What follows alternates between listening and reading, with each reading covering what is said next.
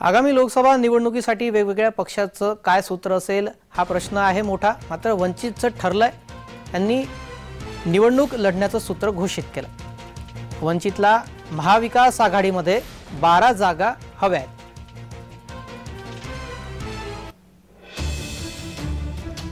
वंचितने महाविकास आघाडीमध्ये 12 जागा मागितल्या आहेत।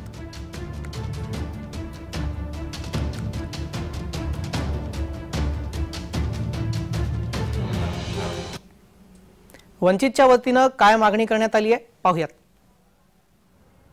वंचित बहुजन आघाडीच्या राज्य कार्यकारिणीची बैठक आज पार पडली। ही बैठक प्रामुख्याने लोकसभा निवडणुकीच्या संदर्भात पक्षाचा अजेंडा ठरवणं, भूमिका ठरवणं आणि युती आघाडीच्या संदर्भात निर्णय घेणं यासाठी बोलवण्यात आलेली होती।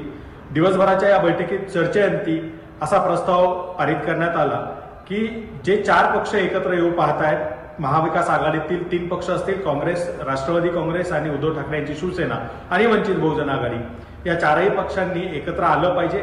जर हे एकत्र आले तरच मोदीचा पराभव करणं शक्य आहे आणि मोदीला रोखणं हाच एकमेव अजेंडा या ठिकाणी या 4 पक्षांचा असला पाहिजे, असा निर्णय वंचित बहुजन आघाडीच्या आजच्या राज्य कार्यकारिणीच्या बैठकीत घेण्यात आलेला आहे।